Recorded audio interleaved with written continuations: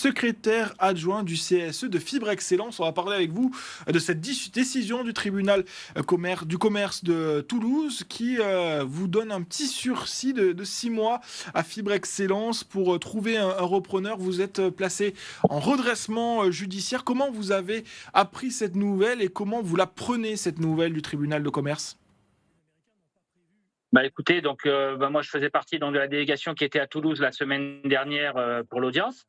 On a reçu donc le jugement hier. Bon, alors une période d'observation de 6 mois, oui, mais le 3 juin, l'entreprise doit présenter une trésorerie actualisée au tribunal et selon l'état de la trésorerie, il y aura un nouveau jugement au 17 juin.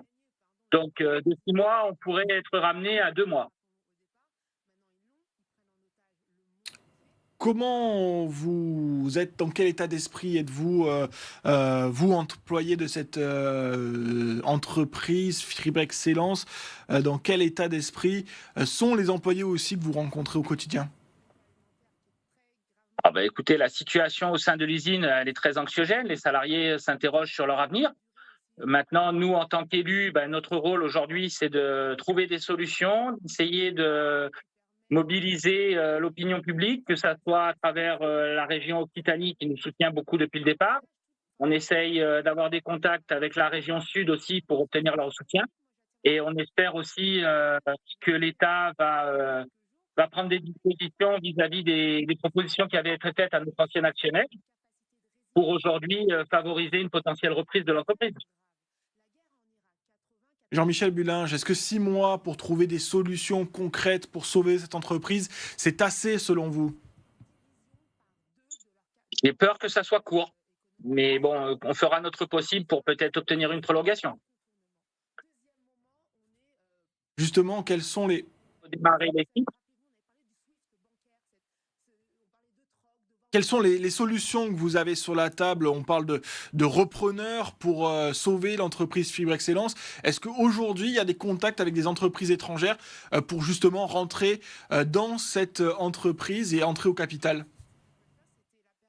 Non, aujourd'hui, on n'a pas de contact concret avec un potentiel repreneur. Nous, la priorité pour l'instant, c'est d'avoir un apport de trésorerie pour pouvoir redémarrer les 2 unités qui sont à l'arrêt.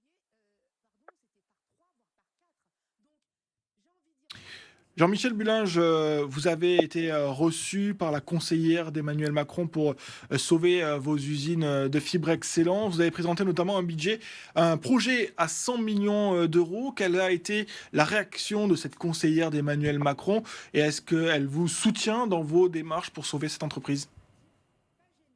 Alors, je vous dirais que oui, effectivement, il y a 2 projets qui ont été présentés pour les 2 sites, pour une enveloppe globale qui représente environ 100 millions. Maintenant, le gouvernement nous a dit qu'il prenait en charge le sujet, qu'il reviendrait vers nous, donc j'espère avec des propositions concrètes. Maintenant, dans quel délai, je ne suis pas en mesure de vous répondre.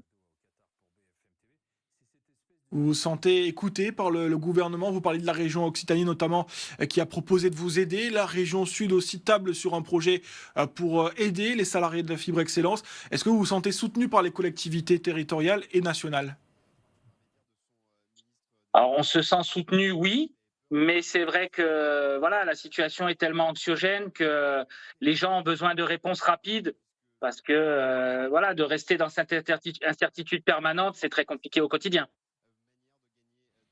Une dernière question, Jean-Michel Bullinge, vous, vos salariés, comment vivent-ils au quotidien en ce moment dans l'attente d'une solution? Alors on sait que vous, les syndicats, vous luttez, mais les autres salariés, que font-ils en ce moment? Comment sont leurs journées? Écoutez, là, nous, sur le site de Tarascon, donc on est en train de finaliser l'arrêt de l'usine.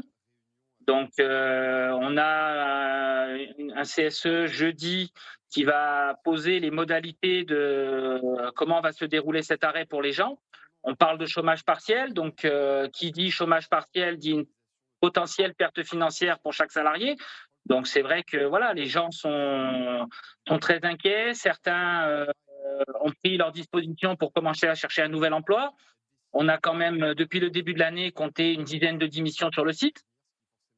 Donc, je pense qu'il est important que, voilà, qu'on ait des réponses et un potentiel avenir très rapidement.